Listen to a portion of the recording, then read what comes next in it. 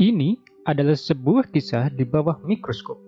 Anda tidak akan pernah melihat video seperti ini jika tidak melihat langsung di bawah mikroskop. Mikroorganisme ini hidup berdampingan dengan kita setiap waktu. Habitatnya selalu berada di air yang terkena sinar matahari. Ini adalah mikroorganisme protista.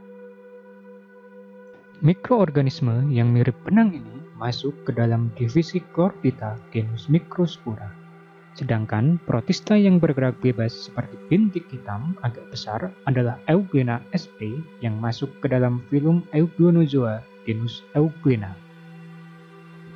Microspora banyak ditemukan di air tawar seperti di danau dan sungai yang mendapat cukup sinar matahari.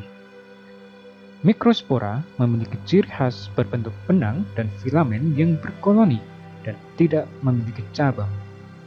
Pada dinding selnya, di setiap sambungan terlihat berbentuk kurva yang tersusun dari selulosa. Microspora memiliki klorofil di sepanjang filamen yang tidak nampak adanya pirenon.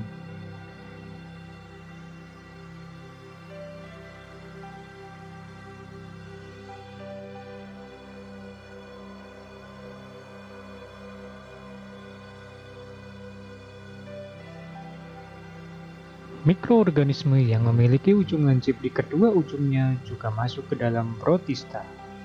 Mikroorganisme ini dinamakan dengan diatom yang memiliki nama ilmiah Navicula sp.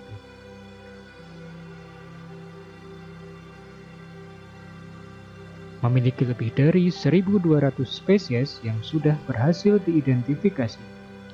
Navicula memiliki sel uniseluler, mampu berfotosintesis, dan memiliki klorofil di kedua sisinya.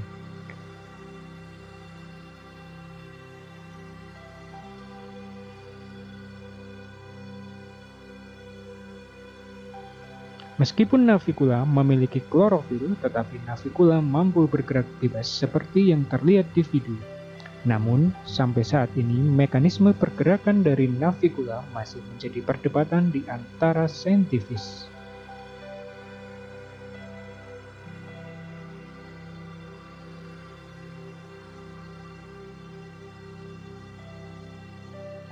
Bersama dengan diatom lainnya, Navicula adalah salah satu jenis fitoplankton yang paling umum ditemukan. Navicula mampu berfotosintesis, mengubah sinar matahari dan CO2 menjadi karbohidrat yang digunakan untuk keberlangsungan hidupnya.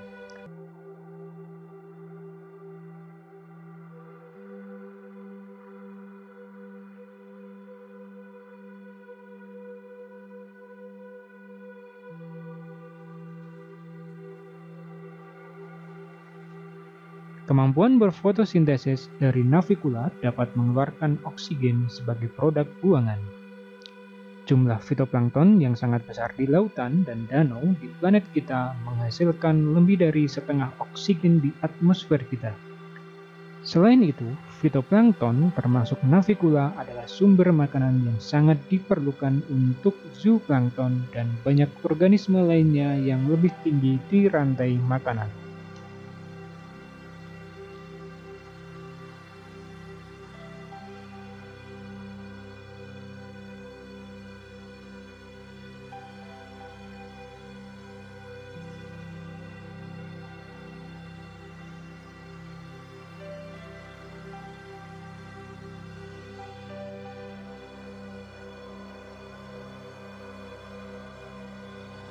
Jika dilihat lebih detail lagi, di bawah Navicula terlihat seperti ada mikroorganisme yang bergerak cepat berbentuk filamen dalam jumlah yang banyak. Saya belum bisa memastikan masuk ke dalam kelompok mana organisme ini.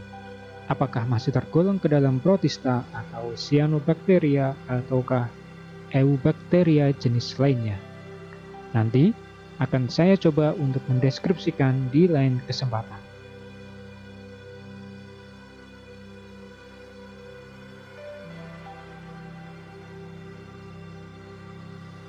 Ini adalah spesies Euglena sp yang tergolong ke dalam filum Euglenozoa.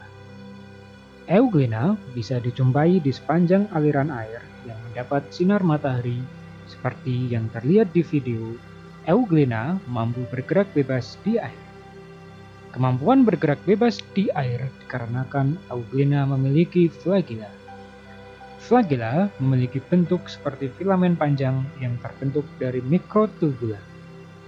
Tubuh Euglena dilapisi selaput pelikel pada bagian luarnya, sehingga Euglena memiliki bentuk yang tetap, tidak seperti amuba yang tidak memiliki bentuk yang tetap.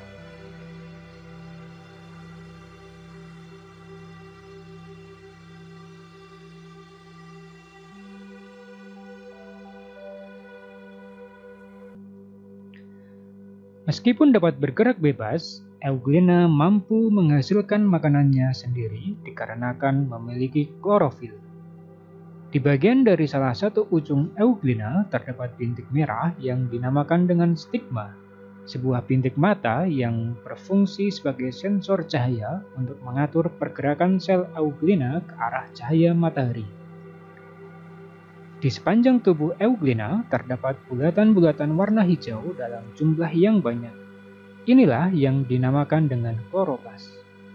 Proses terjadinya fotosintesis pada semua makhluk hidup fotosintetik melibatkan kloroplas yang terdiri dari dua reaksi, yaitu reaksi terang dan reaksi gelap. Pada akhir fotosintesis akan terbentuk karbohidrat serta dapat melepaskan oksigen yang sangat dibutuhkan oleh mikroorganisme lain yang bersifat aerob.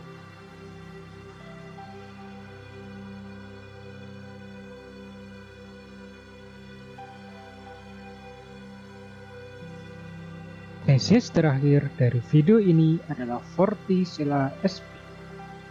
Vorticella memiliki bentuk tubuh bulat oval. Di bagian lingkaran ujung depan atau yang lebih dikenal dengan mulut Vorticella, terdapat rambut-rambut halus yang dinamakan dengan cilia. Di bagian mulut juga terdapat lempengan yang dinamakan dengan peristom. Kemudian, di bawah dari Vorticella seperti terdapat tangkai panjang yang menjulur.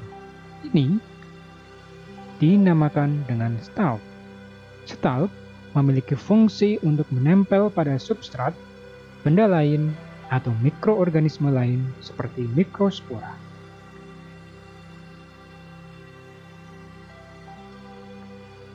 Di bagian dalam Vorticella terdapat bagian-bagian antara lain makronukleus dan mikronukleus.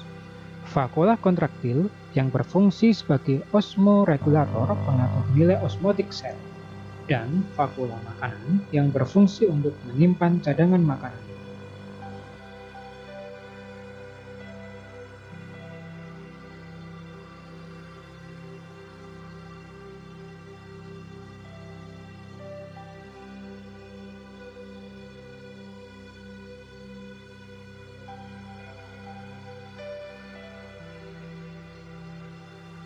Keunikan dari stalk ini mampu berkontraksi dengan sangat cepat sehingga menyebabkan Vorticella bergerak cepat ke atas dan ke bawah.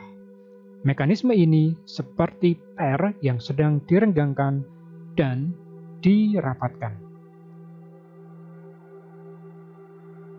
Reproduksi Vorticella bisa menggunakan reproduksi seksual dan aseksual.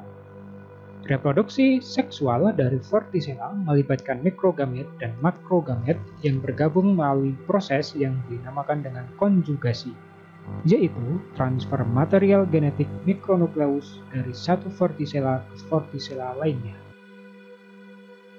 Sedangkan reproduksi aseksual menggunakan mekanisme pembelahan biner di mana satu individu dari Vorticella dapat membelah menjadi dua bagian membentuk individu baru.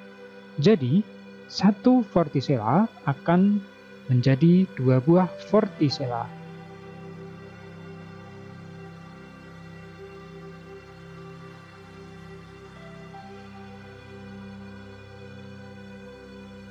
Terima kasih sudah menonton video ini.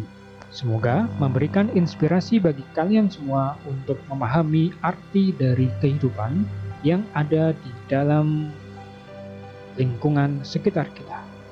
Sampai jumpa pada video-video lainnya di Under Microscope.